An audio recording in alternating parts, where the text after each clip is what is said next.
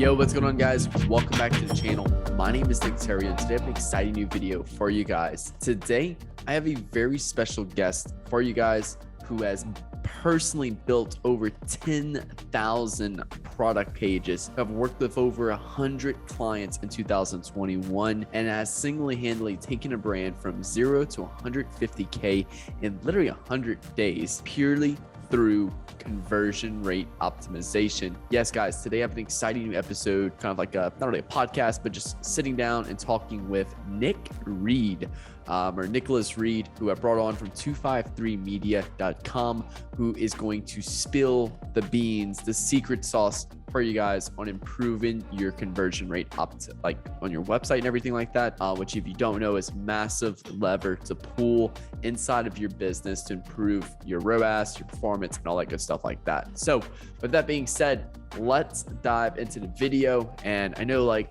this is not your typical setup. We're actually going to jump into the right setup in a second. Just a little late at night, need to film this intro, so my apology.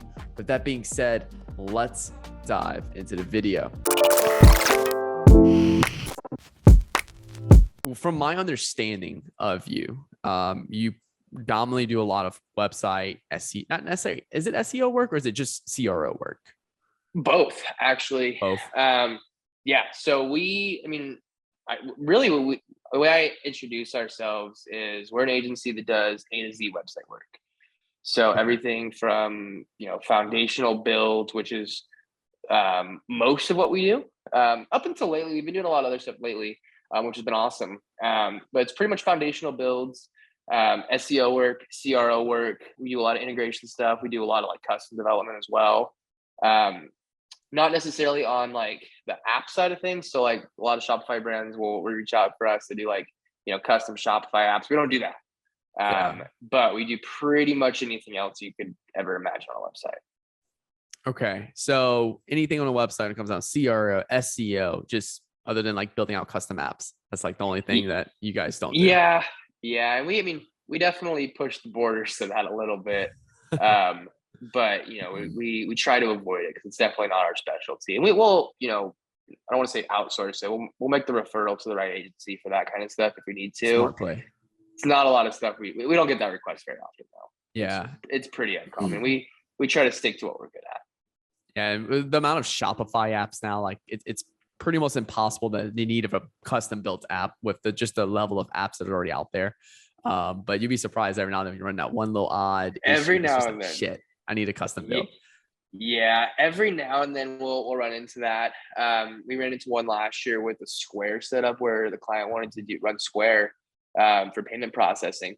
Can't do that custom app. So we got that one figured out. There've been a couple other little things like that here and there, but like I said, we try to avoid it if we can because it can be a headache. And you just nailed it. There's an app for pretty much everything. Now it's okay, instead of having the app doesn't have the functionality, let's add more functionality to the same app, or let's tweak it the way it looks or something like that. And we can do that. We do that a lot too. Now, what is your percentages? So obviously you do A to Z on websites in the sense right there.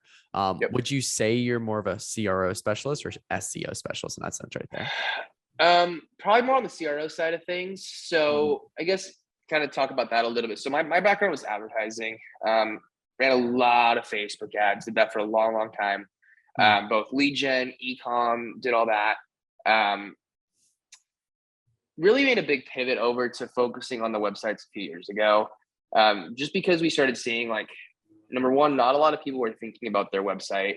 And we started seeing basically what happened is we brought on a couple of clients that didn't have very good websites and we'd run ads and I'm okay, this ad's perfect. Everything about this is great. The offer's good. The product's good. The ad is good. And everything about this should be working. And for whatever reason, it's not. Started looking at the website. Okay, that's the post-click part. That's the problem here. So we really started to notice that. And that's when we started to really kind of take that next step and dive into the website work. Full circle now, a couple years later, now it's all we do. And so for me though, I think about it more as I want to build a website that converts, plain and simple. We talk to our team a lot internally, has conversations about design versus function. And it's actually really cool for us because our team is built in the way where I'm a numbers person. Like, I don't care what it looks like. I just want it to look well. To an extent, it has to be a little pretty, but the other people on the team are like, they want it to look really pretty. And so it's a fine balance between, making things look pretty and making things work really well. And we find that spot where it's like, okay, it's perfect. It does both. And we even take it a step further where it's not over designed, right? So there's some websites out there where I'm like, that website's dope. That probably converts like crazy just because I'm so stoked to be here. But that was, $250,000. Most brands don't need a $250,000 website. Are you familiar with the website? Are you familiar with the website Alphalete? Are you familiar with Alphalete and their branding? I am. I like to look at like one of them as like their website's superly over designed. Like it's so slow and everything, but they convert so fucking well because like their audience is all warm. So like they don't run any really any cold audience ads. But I like to think of like one of those as the website where you said like it's just superly overly designed, and that's it right there. Yeah, there's a couple of I saw one the other day. I wish I would have like written it down or made note of it of what it was. And I was like, this website is so cool. I don't even want to know how much they spent on it because I know it was way too much. And it's crazy because like the difference between, one of those sites you're like, this is so cool, like award-winning design, and one where I'm like, this is just a normal website that is probably converting pretty much the same. Realistically, the ROI for the one that's not quite as cool is probably better than the one that's overly designed. So it's kind of a funny balance. And we talk to clients about that a lot. Like, our designs are good. Don't get me wrong. We definitely, I think, are in the running for some of those award-winning designs pretty regularly now. But we're definitely not that one where I'm like, hey, you're going to win all the awards for this design and like all that. It's like, hey, we just want to make you something that's going to make you a shit ton of money. That's all we care about. I love that. Now, what would you say is like your split between like Shopify? Like, would you say like over 50% of your stores you're working with is Shopify stores? Good question. So if it's e-com, 99.9% of them are Shopify. But we're actually not all e-com. So I would say on average, like big picture average, about 50-50 between e-com and then like non-e-com. So like we do a lot of like tech stuff, service-based, stuff like that. We use Webflow for that. So we're pretty 50-50 split. The nice thing is a lot of the stuff, that you and I were talking before is like, it comes down to like marketing fundamentals. So a lot of them are kind of the same, same concepts. At the end of the day, man, it's people go to a website to learn about the company, who they are, what they stand for, why they should buy them, and how to buy from them, right? So those are really like the same fundamentals between e-com and non-e-com. But as far as e-com goes, Shopify is just great. It has pretty much everything you need. Very rarely do we run into something where I'm like, hey, we can't do that. Especially with the 2.0 stores, they're night and day difference than old Shopify, thank God. Really the only time I would say that we don't do e-com on Shopify is if e-com's not like the priority. So for example, we work with a lot of breweries and distilleries, like alcohol companies. Alcohol laws are kind of finicky. Now they're getting a little bit more lax. You can start to ship a little bit easier now. There's some better resources and tools for that. But before, you couldn't really ship alcohol very well. And a lot of distilleries aren't even set up to be able to ship it. They don't have that kind of capability internally. Yeah. And so what we would do is get them set up on Webflow, something cool, like a very educational, like marketing site. And then we'd have like either Webflow eCommerce, Square, Foxycart, something like that for like selling like merch or something like that. But then it's not really an e-com store. It's more just like, hey, we sell merch too, by the way. So it's kind of the difference. But, if it's pure e-com and, direct to consumer and anything like that, like Shopify all the way. Now, just for the audience to understand, first off too, just the audience that is watching this is about 99% Shopify. Just okay, perfect. Frame you with that right there too. Okay. So everyone who's watching this is going to be on a Shopify store. The second thing I want to ask you is, okay, cool. So like, obviously like CRO is basically just making the site better. And from a conversion standpoint and also too, from a branding standpoint. But why is that important for people to like take seriously? Ooh, my favorite question, man. So I think the best way to think about CRO is to use an example. let's say, for example, you have a site that converts at 1%. And you have a site that converts at 2%. That's, same company. You have one version converts at 1 converts at 2. That's really the same difference between making $500,000 a month and making $1 million a month when you're spending the same amount. It's the exact same thing. So really what it does is it takes every aspect of your marketing mix, whether it's your paid media, your organic, your influencer, your word of mouth, your email, your referrals, blah, blah, blah. The list goes on of how you're getting traffic, how you're getting in front of people. It takes all that and makes it more efficient. So you can have the absolute best ad agency in the world running ads, and you're spending so much money to have like the craziest thing ever that you're like, dude, this is so cool. Everyone's going to buy this. If you send them to a website that sucks, no one's going to buy it. Or maybe people still buy it, but not nearly as many as should have bought it. So what CRO does is it takes that effort you're putting into, getting in front of people, getting them stoked by your product, and just makes that experience a little bit more efficient to stretch those marketing dollars even further. I like it. And I also like to tell people too, like another example too. You did a perfect example when it came down to like the $500,000 versus, $1 million a year. It's my favorite. Another way to even look at is like, hey, you spend $100 and you get 100 people to your site and you get one person convert. That's that on a $100 sale. You're 1-to-1 on your ROAS, your 1x ROAS. You spend $100 at $1 person to get to your site and you get 2% conversion rate. You get 2 people to convert now. Now you made $200. Now you have a 2x ROAS, and like you might be more profitable. But like CRO is something that I know it's something for us in our agency that we're looking to, that's something I even want to talk to you privately, Nick. We'll talk later. We're looking to have a really outstanding referral source we can refer to, because all of our clients, a lot of them never even did any type of CRO actions and they're already like profitable. So it's like, what happens if they go from a 3% to even a 4% conversion rate on their Shopify site? And these are like Shopify sites they made themselves. They coded everything themselves, So what would an expert do in that situation? The craziest thing to me is like, it still to this day blows my mind how many sites we see that I'm like, this site's terrible and somehow it converts. Blows my mind. But it goes back to those marketing fundamentals, man, right? It's building the trust with people. It's is this the right product for me? Is now the right time to buy it? Do I need this product? Can I afford this product? Blah, blah, blah. At the end of the day, it's, should I buy this product? Yes or no? Is this the right product for me? That's all a site needs to do, quite frankly. I mean, there's more to it than that, honestly, but that's the basic gist of it.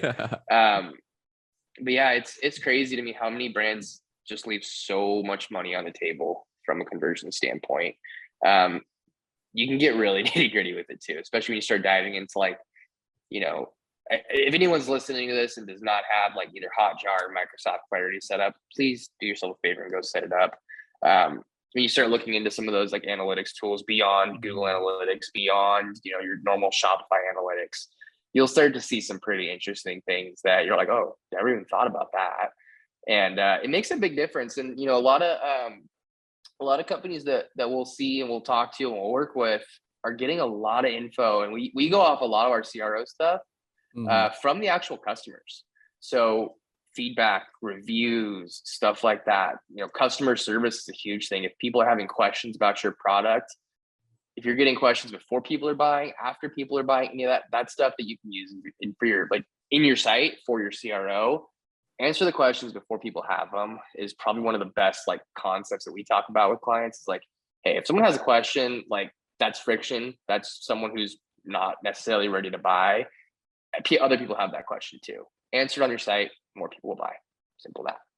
I think that's like the only thing as an agency that we tell clients, like, hey, if we see a common question, put it on your site. It's like one of the easiest CRO hacks. And that definitely goes into the next topic I want to discuss is, okay, so from like a bird's eye view, mile high view over all the things you do for like CRO, what are like maybe the 4 or 5, like, or just like the high leverage actions you can take. There's some people are like, okay, cool, I'm gonna go with CRO now and go take action on this. And they're gonna go change the shop now button from like blue to black, or that's card button from blue Don't to do green. that. And that's it.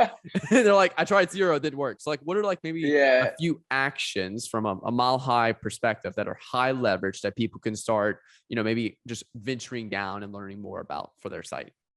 Yeah, great question. Like I said, first things first, get your analytics dialed in. If you don't have data, you don't have anything. So get that figured out, and act accordingly from there. I mean, we really do our best to not act out of emotion as much as possible. Like every now and then we'll be like, okay, you're missing this. Like we just know because we have experience there.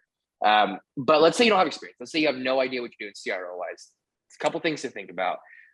Navigation. Number one, how easy is it to find your product? Especially if you have a lot of products. If you have a bigger store with a lot of different SKUs, how easy is it to get to the right product? How easy is it to know which one is the right product?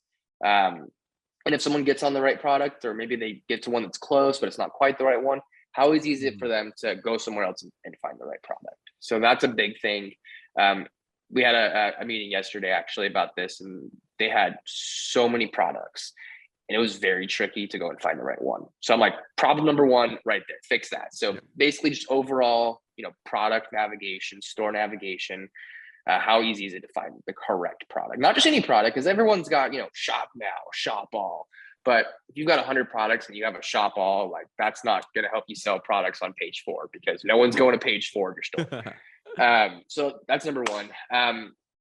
Number two, one thing I think is pretty cool that a lot of brands do, but a lot of brands also don't do, is insider reviews. So for example, let's say you go into like a pretty well-known brand, you'll see like this product was featured in XYZ publication, this publication, this magazine featured us.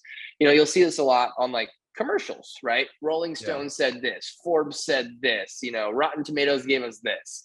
They're saying that because people trust those sources. And, if Rotten Tomatoes says a movie's pretty good, it must be a pretty good movie.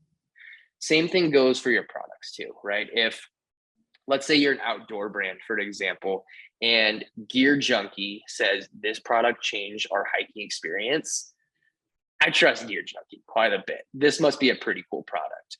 Or let's say you're a supplement brand, another great example. If bodybuilding.com says, hey, this is the best pre-workout we have ever tried, that's pretty legit. That's a pretty big claim, right? It doesn't need to be crazy things like that. Any kind of features like that, I think, go a long way. It's kind of like reviews, but like times 10. No one knows who Bob Smith is in Louisiana. No one knows who, Janet is in Connecticut. People know who Forbes is. They know who these bigger publications are. That's a ton of trust that you're basically getting from reviews, but like a lot more. So that's a big one. And just to add to that as well, yeah. like there's people probably on here that's like, oh my God, well, how do I get like Forbes and stuff like that? It's actually quite easy. Like people pay for these publications. It's not like these publications reach out to you like, hey, we want to feature your product. Like that happens like 1% of the time, but 99% of the time brands just pay for it. You can easily find PR agencies and that can like get you featured on these. And yeah, the amount of social proof it adds to you is incredible. So that's just for you guys looking out how to do that yourself. Totally. And it doesn't even need to be Forbes, right? If I would honestly say Forbes be good for some products, but not for others. Like find ones that are like very specific to what you're selling. Bodybuilding.com would be a great one for supplements, Gear Junkie for outdoor, et cetera, et cetera. Find the right ones for your audience for sure. Yeah. Don't just say Forbes is the one to go for. Yeah, I paid like $500 for an article for Yahoo News for like to be featured in it for like advertising. Also paid like another like $600, $700 for a full page spread for Disrupt magazine. And I use these now every time I pitch clients, and it always works really well. So it's like, oh shit, like he's the real deal. Okay, I want to learn more about that because I have never gone down that route. Okay, we'll talk later. AuthoritySharks.com. Got you. Okay, that's awesome. So let's go back to CRO. So next thing I would say, very Shopify specific thing. For anyone listening to this who's not on Shopify 2.0, get on Shopify 2.0, number one. makes things so much easier to build better product pages, build better landing pages. The list goes on. It's way better. If you don't have Shopify 2.0, you can just use a page builder, or if you're a Liquid genius, then you can write Liquid. That's fantastic too. But really just building out product pages that are designed to sell and educate. Good example. Let's say I go on to, perfect example. Okay, so I just bought a bunch of new pairs of shorts. I did a lot of research to find shorts, which I'm probably the only person that researches what shorts to buy. But I wanted to get it. No, just like regular shorts. Just regular like shorts. I don't. Yeah, in Utah it's cold, man. I wasn't really a shorts person. I owned one pair of shorts before I moved to Tennessee, and now in Tennessee it's ridiculously hot, so I'd go buy a bunch of pair of shorts. Yeah. And so I went to go do a bunch of research to figure out what shorts to get. And I was like, okay, I want a pair of shorts that, good length, good quality, are comfy, they're lightweight, they're versatile, blah, blah, blah. What I wanted to basically do was learn about the shorts and make sure it's the right pair of shorts for me to buy. Right there. I want to go and learn about the product to make sure it's the one that's going to fit my needs the best. Same thing goes for any kind of product, whether it's a pair of shorts, whether it's a water bottle, whether it's supplement, whether it's whatever kind of brand you have, whatever kind of products you're selling. Make these product pages to answer questions, to help people understand, is this the right product for me? And the reason why I brought up Shopify 2.0 or writing Liquid or page builders, a lot of people use these stores and they build out these very generic product pages that have, product image, very generic buy box, suggested products, that's it. And that's like where the product page stops. And I see that and I'm just like, dude, you're killing me, man. That's like when I go into a sales call and if someone submits a lead form on our site and I see that and I'm like, boom, firepower, let's go. This will be a deal. Because that's like what most people do. They don't build these product pages out to be very, very salesy, right? They don't very educational, very salesy, connecting with your audience. They're just plain and simple product image, buy box. That's it. They don't even have reviews half the time. So building out product pages is huge. With Shopify 2.0, you can use your meta fields to really build out some pretty cool stuff. Having different product page templates that you build within Shopify is a great way to do that as well. Mm-hmm. For bigger stores that have, 100 plus products, we don't necessarily need to build out a specific product template for every single product. That's overkill. If you have the time and the money and the resources to do that, more power to you. But most people don't have the time, budget, bandwidth, etc., to build out 100 plus pages. That's a lot. So break it up, keep it simple. I would say for most people listening to this, if you're doing it yourself, like break it up by collection. Let's say you have shirts, build out your shirts template. Sweatshirts, build out your sweatshirts template. And then all of those can be basically the same product page in a sense. Maybe it's, around, specific kinds of shirts or whatever it is. Pre-workout could be a good one for bodybuilding. If you just want to build out a couple of them, build out your template, use your meta fields at the product level. Now you have some pretty cool product pages that are specific for that product, or at least that collection at the bare minimum. But I would say that's probably the next big thing that I see a lot of people doing. Don't get hung up on colors too much. That was the old like, oh, you need to change your button colors. It's like, yeah, nah, dude. Just people know how to shop online now. It's fine. One thing we've been seeing a lot of lately, it's really popular in Shopify that we actually have been seeing results with, kind of going against the grain a little bit, is you have those like buy now buttons. You have like the quick buys and stuff like that. We've been starting to get rid of those. It's been a while now, but we get rid of those, especially for brands that are selling 2 products or more for most carts. And the reason why is those products basically say quick buy, boom, I'm going straight to checkout. I don't get a chance to go and buy more stuff, right? So if you have an average order value problem, check that out. That's a pretty big thing. We talked to a lot of brands that are like, we want to get our average order value up. And I'm like, get rid of that like yesterday. Because now you're basically making it so customers can't buy more stuff. So that's something we look at a lot. I think there's a weird consumer like psychology thing right there, because I never purchase from a website that's just buy now. Like there's something about easing into the sale of add to cart. I get to see my cart, and then I get to make one more final commitment before I purchase this. So as soon as I hit that checkout button, I'm committed. Yeah. And it's like just hitting that buy now is too much commitment at once. It's the weirdest shit because it's just one page difference. That's it. And then obviously Yeah. I never even thought about it from that perspective too of, oh, hey, well, I can't even go purchase other items on the site too. So that's a really good idea right there too. But It makes yeah, a big I like that. difference. Yeah, it makes a big difference. Um, Another thing that we started doing, so when we look at analytics, and this is going back to kind of our big analytics conversation, Mhm. um, we want to look at the proportion of kind of this trickle down concept, right? So when we look at purchases, let's say you have a 2% conversion rate. Well, that's great, but how are we going to get that number up? Well, Mhm. really, it starts from the top, right? It's how can we get the add to cart rate higher, then the checkout rate higher, and that stuff needs to go up together. It all goes up. You're never going to have like, I mean, you might. I don't want to say never, but it's not like Right. you're going to have a 4 or 5% add to cart rate and then a 2% purchase rate and have that go up to the same. That's not realistic, right? They Yeah. need to kind of go up together. So a lot of times we'll think about how can we get that add to cart rate higher, and then once you have that's a pretty good number, that needs to trickle down to the conversion, the final conversion, right? So we'll start thinking about the in-cart experience too. That's a big thing that a lot of people don't talk about. What can we do to get people, more committed in the cart? We don't want to have that buyer remorse. This is especially apparent for brands that have a pretty big gap between add carts and purchases. Mhm. To me, that shows a few things. It shows shipping can be really high, which that's a thing. I get it. Some products are expensive to ship. You got to factor that in. But at the end of the day, you're competing against Amazon. 99% of brands compete against Amazon. So think about that. Price accordingly. But a lot of brands will run into these issues with the difference between an add to cart and a final purchase. So what can we do to get people more excited about the cart?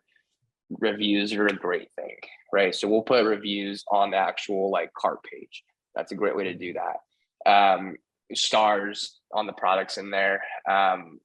We've been testing more and more stuff on the actual cart page as well. Simple, like extra little like things to get people excited at the product level.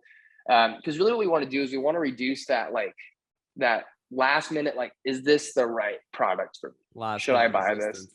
Yeah, that's what you want to reduce. They're 99% there. We just got to push them over the edge.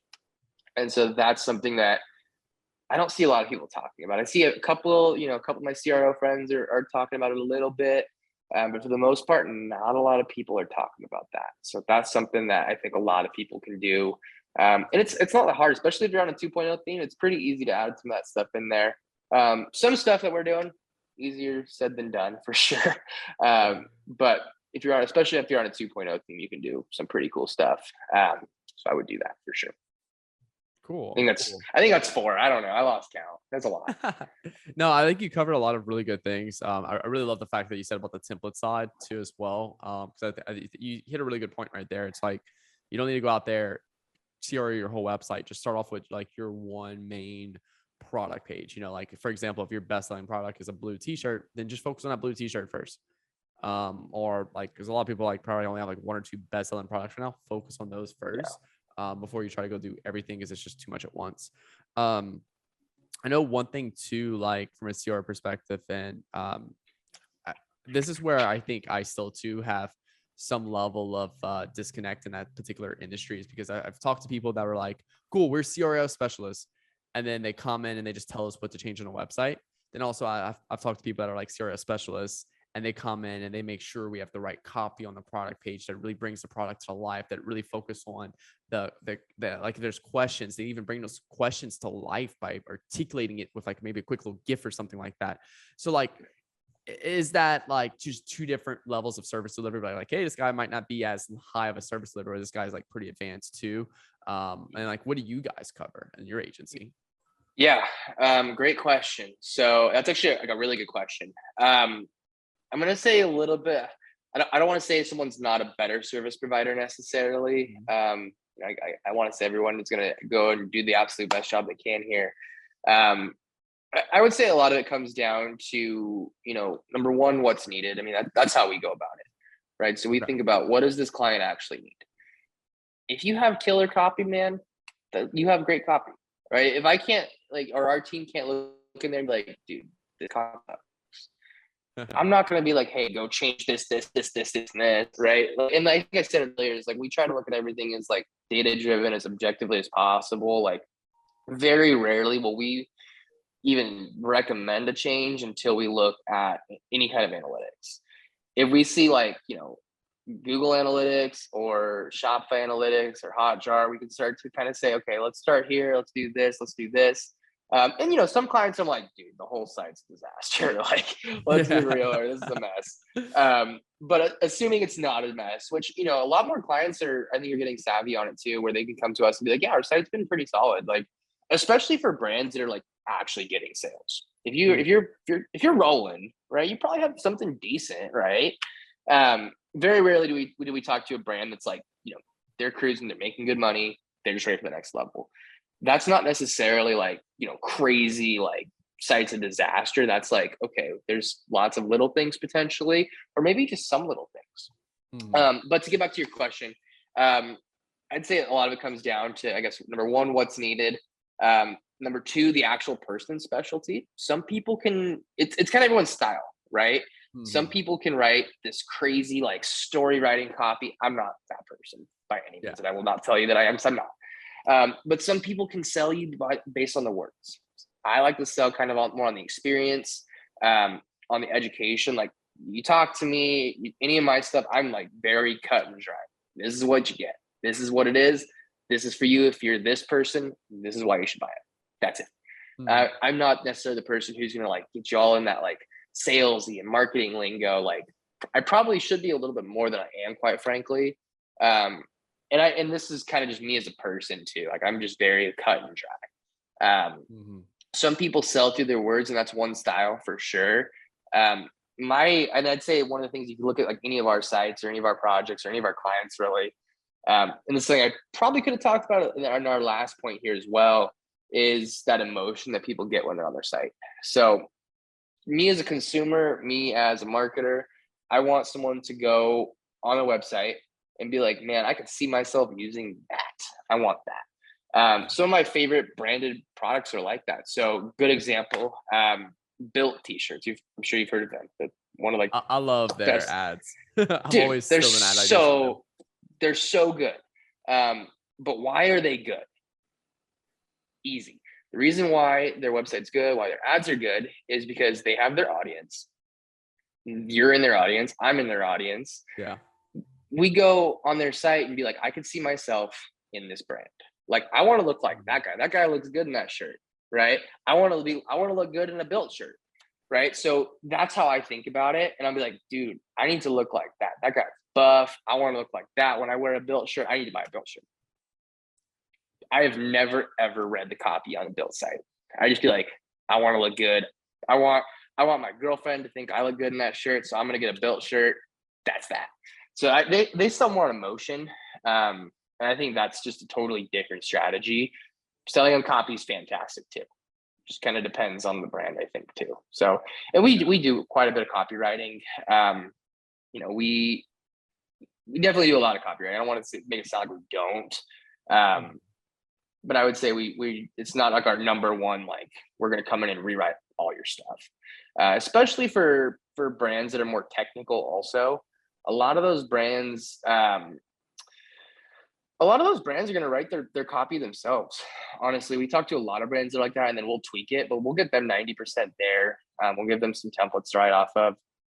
We'll get them close, and then we'll tweak it to make it work on the site well, because we know like how to write copy. But if a brand has like a technical product or like a lot of technical language, we want them to say it because they're gonna know how to write, how to like talk in that language and have that language. Yeah, exactly. And so it's like if you're selling, I don't know, we'll go back to our supplements, right? If you're selling a supplement, you want to talk to someone like they're going to get inspired to buy the supplement. It's the right supplement for them. If you have someone write copy who's never, ever taken a supplement, who doesn't know anything about supplements, they're probably not the right person to write that. And maybe they can get close, right? Doing some research here, but they're not going to be like, dude, this is the supplement you need. Like that copy is not necessarily going to like knock it out of the park and connect with that person who knows what they're talking about, like the highly educated customer. I love that. So what is like your kind of ideal customer? If I'm watching this right now and I'm like, hey, Oh I man. think, Nick right here, Nicholas Reed here, would be a great fit to help me with my store. What does that process of us working together look like? And who is the right person? Am I making $20,000 Yeah. a month from my Shopify store? Do I need to be making 100 grand a month? Like, what's probably like your average client that comes in? What revenue range they're at? And then how does that process y'all working together look like? Yeah, good question. So a few questions there. Let's start with kind of the ideal customer. Ideal customer is definitely someone who's been around for a while. They've got some traction. They've got sales. That's huge. They're rolling. Maybe they built their first site themselves. Maybe they hired a freelancer to do the second site, and they're ready for the next level, right? They're like, okay, this works. We have proof of concept. We're rolling. We're ready for more, man. Let's go to the next level. That's really where we come in. And what would you say that like monthly revenue range kind of is? Oh man, 250K a month. Low, or I'd say high fives to mid sixes, low sixes, right around there. We've got a couple clients that are doing, multiple six figures a month. We've got some clients that are doing, multiple 5 figures a month. It really just depends on the client, I would say. A lot of it comes down to, where they're at. Some clients are further along than others. Some are not as far as others. They need help too. Revenue for us is one of those things where we don't necessarily think about it too much. We think about it just enough to know, is this a viable product? Does it actually sell? Because we've got clients that are brand new products too, right? We've got clients that have 0 sales. We've had a lot of clients come from Kickstarter, or they have other businesses and they're launching a new business, stuff like that. Like that's a totally normal thing for us too. Not all of our clients are really revenue driven. It's more of like a brand that has the resources to do something cool. We're not necessarily going to be that. We're definitely not that, first timer, like just getting started kind of person who's never done a business before, brand new product. They don't know, they don't have content. They don't really know if it sells. Like that's not necessarily for us. We're in that 90% of the time we're in the, in that phase where it's like, this is a legit brand. It's been rolling for a while. Now they're sure for the next level. So a good thought process here. If you're advanced Shopify, that's a pretty good spot for us. Most of our clients are either Shopify going to advanced Shopify or advanced Shopify thinking about going to Shopify Plus. We've got a couple Shopify Plus brands. Kind of just like in that kind of range, I would say. It's probably a better way to think about it. And for like clients working together, you guys like kind of like a monthly thing, or is it more of kind of like a project, maybe like a 90-day project or something like that? Yeah, like, good question. How do you work together? Like, what's that relationship look like? Yeah, I would say it really depends on the client, right? So clients that are doing foundational builds, just purely a project base, right? So you don't need to do more than one foundational build, right? So you just do the foundation. A lot of times clients just want to get a foundation and they've got someone on their team who can do like the nitty gritty maintenance stuff. That's option one. A lot of times we'll do foundational build and then jump over to more product page development after we start to get some traction on there, after we start to see some of the results that are coming into those product pages. But then we're starting to talk about the CRO side of things too. So then it goes from, initial project base, and then we're getting a monetary. So that's pretty normal too.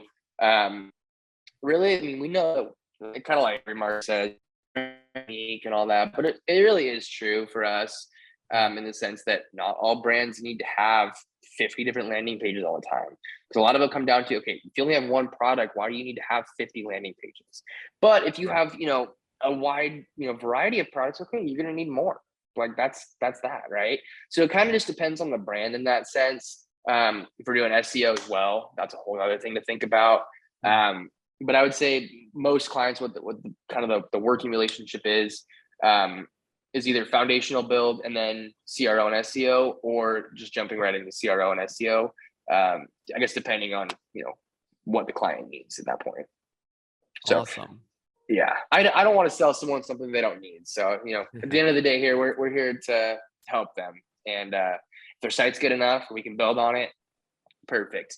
And we definitely diagnose that. We have a lot of clients come to us and they're like, hey, I need a new website. And we get in there like, actually, you don't. You just need this, this, this, this. That's a pretty normal thing. A lot of people don't know that their site's not bad. They're like, well, it's kind of ugly. I'm like, well, you can do things to make it look prettier, that you don't need to rebuild the whole thing, right? You don't need to always rebuild. Like, you can tweak, you can change, you can modify certain things to do other things too. Especially if you're on Shopify 2.0. I'd say more often than not now we're looking at ways to build on their current stuff. If you have a newer theme, you've had a site built in the last year, basically, if you're on 2.0, okay, let's start looking at what we can do to make your current stuff better. Which has honestly been a newer thing for us since 2.0 came out. Before it was like, we'll have some stores that are just all over the board. It's like you get a free Shopify theme, then you've got a ton of hard code in there from 2 different developers, and their naming conventions are all over the place. And you're like, I have no idea what's going on here. We've got one client who's like that right now, that we're working on a new site for him. And it's funny because we go in there and we're like, dude, what the heck did you guys do to this thing? And it's pretty funny because like that's a thing, and you never really know like what you're gonna, you don't really know what you're gonna see until you get under the hood of the store. But yeah, it really just depends on the client for sure. So is that part of like your onboarding process where you kind of like dive in and audit a little bit and like the internal side before you actually like? Yeah. A lot of times, I mean, so we'll know before we even like fully onboard them kind of where we're going. A lot of times during discovery, I mean, we've got like a pretty solid discovery process. So we'll ask the questions that we need to know. Are you, when was your store built? What theme are you on? Analytics info. Like, we'll ask all those questions so we know like, okay, this is where we're going to start. Whether it's foundational or more CRO side of things. And even before then, I mean, we can look at a site and be like, okay, this is pretty solid. Or, hey, this one needs a lot of help. It's not a perfect system, but we've been around the block enough times where we have a pretty good idea before the call even starts, and then just asking the right questions. So. Nice. So yeah, Nick, where can people find you at? Like, what's your agency? If if I fit the criteria, I've watched this video and I'm like, hey, I want to work with Nick. Where can I go? Yeah, 253media.com for sure. Come check us out. Or follow me on Instagram, Twitter, really anywhere. Just nreed253. And also for anyone listening to this, if you guys have questions about your store, if you want to know, is your store good? If you're looking for suggestions, if you don't know if your store is good or not, just shoot me a message. I'm more than happy. We do that all the time. I'm happy to look through stores, give you suggestions, give you pointers, any of that kind of stuff. Yeah, shoot me a message. We'll make it work. Maybe, so you said 253media.com. Yep. So you guys check that out. If you're looking for CRO specialists, you're looking to improve your conversion rates, improve your revenue, and basically make more while doing less on the ad side, even less on the ad side than I preached. I love that. You definitely need to check out 253media.com. Second thing is, maybe if we get like 50 likes on this video and you guys drop all y'all stores in the comments below, maybe potentially I could pull some strings to get Nick back on here and we can do a live review of a few stores together. So. Oh man, I'm down. 50. We'll do it. We'll do it 50. 50 likes. So drop 50 likes below, and as long as we get maybe like 10 or 15 stores or something like that, we can quickly go through for an hour reviewing stores. Let us know. Let us know if that's something you guys would like to do. Drop a store below and your feedback on that, and we'll definitely have to pull a video like that together. Yeah, I like it. That'll be fun. Awesome, Nick. Well, I really appreciate you coming on today. This is definitely a topic that I've been keen to learn more in. Definitely a topic that I really didn't provide much value on, besides like, hey, if you get a lot of common questions in your comments, then you need to add that to your site. And there's like a site like right now we're working with, there's a client where it's like, I know there needs to be a CRO specialist come in here and do it. I just don't know what actions to take, but I definitely know there's this conversion rate needs to be lifted. So I'm excited to as well. Kind of, we can talk together about a few projects together as well. So yeah, definitely excited about that. Let's do it, man.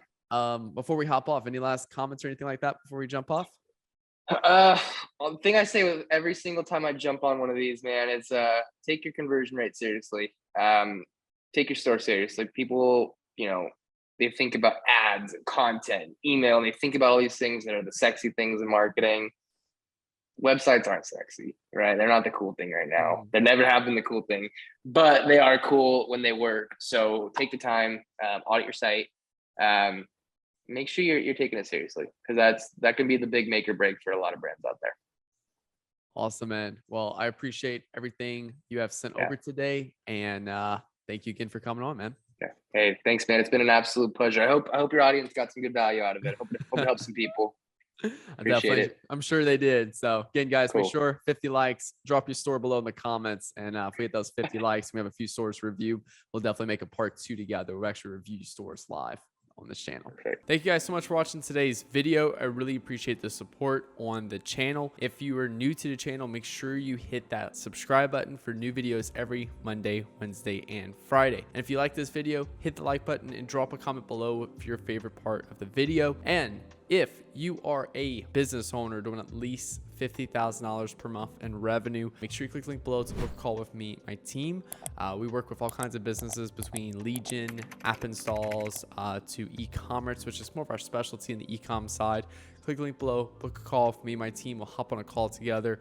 We'll do a strategy session together. And basically from there, you can take that strategy and run with it, or you have the option to work with us if you choose. So make sure you click the link below to book that call with my team, completely for free, no obligations or anything like that. Now, if you're doing less than $50,000 per month and you're looking to expand and grow your business, keep watching the channel, as these videos are designed to make you more money, level you up as a marketer when it comes down to the Facebook ad side, the marketing side, and learning those marketing fundamentals to help you grow your business and everything like that. There will be a course soon. It's actually going to go through all of this and break it down to more of a bite-sized piece where it's step-by-step that you can leverage inside of your business. But it won't be too further down the line, but we'll keep you guys updated around that. Thank you guys again for watching today's video. Again, my name is Nick Theriot. Hope you guys have a great rest of your day. Peace out. Talk to you guys next time.